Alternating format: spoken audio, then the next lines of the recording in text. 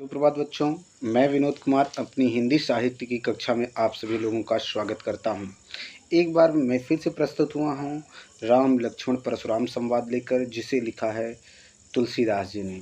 इसके पहले मैं इसकी 5 पंक्तियां पढ़ा चुका हूं और पाँचों की वीडियो मैं आपको प्रस्तुत कर चुका हूं। यदि किसी प्रकार की समस्या आपको उन पंक्तियों से में होती है तो उनको एक बार 2 बार आप देख लेंगे तो सारी समस्या का समाधान आपका हो जाएगा। आज मैं अंतिम पंक्ति लेकर आया हूँ, उसको ध्यान से सुनिएगा। और इसमें लक्ष्मण और परशुराम के बीच संवाद हुआ है। अंत में भगवान राम का भी संवाद इसमें अंतर्निहित है। अब देखिए, इसके पहले वाली जो 5वीं पंक्ति थी, उसकी अंतिम लाइन पर ध्यान देते हैं, उसके बाद इसको जोड़ते हैं। अंतिम लाइन में परशुराम जी ने कहा, नत यही काठ कुठार कठोरे गुरहि उरिन होते श्रम थोरे। परशुराम जी कहते हैं कि हे कौशिक, शील तुम्हारा है, स्वभाव ही तुम्हारा है कि मैं अभी अपनी इस कुटिल कुठार, अपनी इस फरसे से इस बालक को काट नहीं रहा हूँ, मार नहीं रहा हूँ, नहीं तो थोड़ा सा परिश्रम करने के उपरांत इसका वध मैं कर देता और अपने गुरु का ऋण जो था उसको मैं उतार देता। यह बात कहते हैं परशुराम विश्वामित्र से। अब ये बात जब सुनते हैं लक्ष्मण जी तो क्या कहते हैं उसको ध्यान से सुनिएगा। कहूँ लखन मुनिशील तुम्हारा, को नहीं जान विदित संसारा। माता पिता उरिन भय नीके, गुरु ऋण रहा सोच बड़ जी के। सो जन हमरे माथे काढ़ा, दिन चल गए ब्याज बढ़ बाढ़ा। अब आनी व्यवहारिया बोली, तुरत देव में थैली खोली। सुन कटु वचन कुठार सुधारा, हाय हाय सब सभा पुकारा। भृगुवर परसु देखाबहु मोही, विप्र विचार बचो नृपद्रोही। मिले न कबहू सुभट रन गाढ़े, द्विज देवता घर ही के बाढ़े। अनुचित कही सब लोग पुकारे, रघुपति शयनहि लखन निवारे। लखन उतर आहुति सरसी, भृगुवर कोप कृशान। बढ़त देख जल सम बचन, बोले रघुकुल भान। तो इस तरह इसका सर्ववचन था। अब इसका थोड़ा सा शब्दों को के अर्थ को भी जान लेते हैं, उसके बाद इसके भावार्थ को बताते हैं। विदित मतलब जानते हैं, उऋण का अर्थ है ऋण से मुक्त, भय मतलब हो गए, नीके मतलब अच्छी तरह, गुरु ऋण मतलब गुरु का ऋण, सोच मतलब चिंता, जी मतलब मन, काढ़ा मतलब निकालना, ब्याज मतलब सूत, बाढ़ा मतलब बढ़ गया, आनीय मतलब ले आओ, व्यवहारिया मतलब हिसाब करने वाला, सुधारा मतलब संभालना, भृगुवर मतलब भृगुवंश में श्रेष्ठ परशुराम, भृगुवंशी थे परशुराम, इसलिए भृगुवंश उनको भृगुवर भी कहा जाता था। विप्र मतलब ब्राह्मण, बचो मतलब बचा रहे हैं, नृप द्रोही राजाओं के शत्रु, नृप मतलब राजा, द्रोही मतलब शत्रु, राजाओं के शत्रु, कबहू मतलब कभी, सुभट मतलब योद्धा, और गाढ़े मतलब अच्छे, द्विज देवता ब्राह्मण देव, घर मतलब घर में ही, सयन ही मतलब आँख से संकेत करना, इशारा करना, निवारे मतलब मना कर दिया, सरस मतलब समान, कोप का अर्थ क्रोध, कृषाण का अर्थ है आग, और रघुकुल भान का अर्थ है रघुकुल की सूर्य अर्थात राम।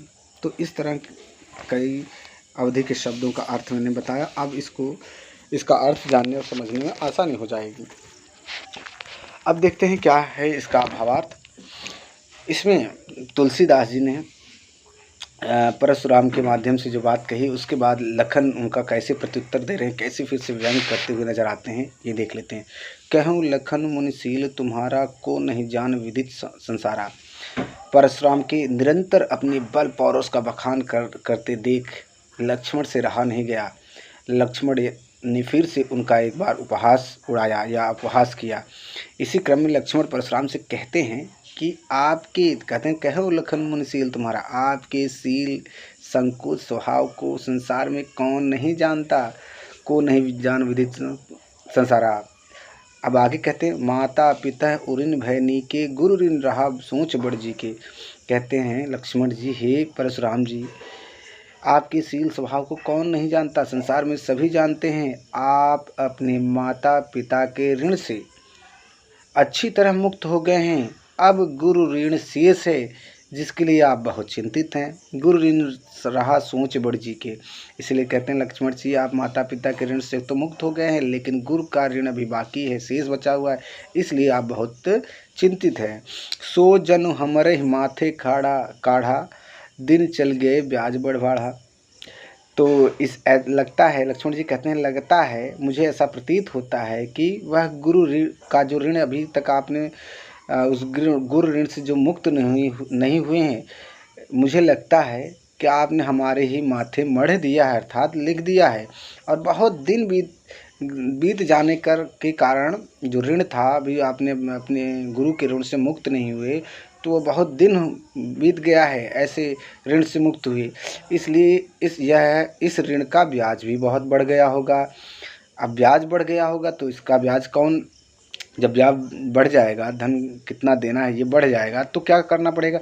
अब आनीय व्यवहारिया बोली तुरंत देव में थैली खोली, तो ब्याज अधिक बढ़ गया, तो इसके हिसाब से हिसाब लगाने के लिए, इसका हिसाब लगाने के लिए आप किसी व्यवहारिया को बुला लीजिए, किसी व्यापारी को बुला लीजिए और वही हिसाब लगा देगा, और जितना हिसाब लगाएगा मैं अपनी थैली खोल कर सब चुकता कर दूंगा। सुन कटु वचन कुठार सुधारा, हाय हाय सब सभा पुकारा।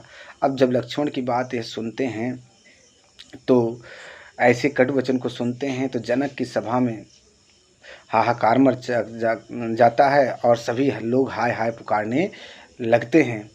अब क्या पुकारने लगते हैं, भृगुवर परस दिखावो मोहि विप्र विचार बचो द्रिव्रोहि। लक्ष्मण जी थोड़ा क्रुद्ध होते हैं, कहते हैं कि हे मुनिवर, अब जब हे मुनिवर भृगवंश के श्रेष्ठ, मुझे आप बार बार परशु अर्थात भरोसा दिखाकर डराना चाहते हैं, और मैं आपको ब्राह्मण समझकर छोड़ रहा हूँ। विप्र विचार बचो निर्दोही, ब्राह्मण समझकर छोड़ रहा हूँ। आज से पहले रण में आपको अच्छे योद्धा, कहते हैं फिर क्या कहें, मिले न कबहू सुभट रन गाढ़े, द्विज देवता घर ही के बाढ़े। लक्ष्मण जी कहते हैं कि आज से पहले रण में आपको अच्छे क्षत्रिय योद्धा नहीं मिले हैं। हे ब्राह्मण देव, आप अपने ही घर में श्रेष्ठ हैं। ऐसा परशुराम के बारे में कहते हैं लक्ष्मण। अनुचित कही सब लोग पुकारे, रघुपति शयन ही लखन निवारे। जब यह बात सुनते हैं कि परशुराम जी घर में के ही शेर हैं, इसके पहले उन्होंने कभी युद्ध नहीं किया था, तो वहाँ जनक की सभा में बैठे सभी लोग क्या कहते हैं कि ये लक्ष्मण जी आप ऐसा गलत कर रहे हैं, अनुचित कर रहे हैं, ये अटपटी बातें हैं, ऐसा अनुचित आप परशुराम के बारे में मत बोलिए। अब देखिए, अब जैसे ही पूरी सभा के विचार को श्री राम समझ जाते हैं, तुरंत आंखों से लक्ष्मण को इशारा करके संकेत करके बैठने को कह देते हैं और संवाद करने से रोक देते हैं।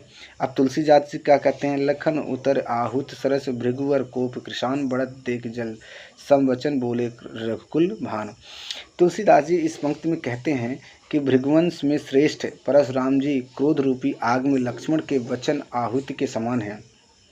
मतलब भृगुवंश में श्रेष्ठ परशुराम की क्रोध रूपी आग में लक्ष्मण के वचन क्या हैं, आहुति के समान है, मतलब जैसे आग में घी डालने के समान है। उनकी क्रोधाग्नि को बढ़ता देखकर लक्ष्मण जी श्री राम भगवान समझ गए और क्या करते हैं, रघुवंश अर्थात रघुवंश के सूर्य श्री राम ने जल समान शीतल वचन कहे, मतलब जल के समान शीतल वचन बोलते हैं, क्षमा मांगते हैं परशुराम से, तुरंत उनका क्रोध शांत हो जाता है। इस तरह इस पंक्ति के साथ पूरा राम लक्ष्मण परशुराम संवाद समाप्त होता है। इसको 1 से 2 बार 3 बार देखिएगा। इससे संबंधित जो प्रश्न बनेंगे उनके उत्तर लिखिएगा। यदि फिर भी समस्या हो तो फिर पूछिएगा। आज के लिए इतना ही बच्चों, धन्यवाद।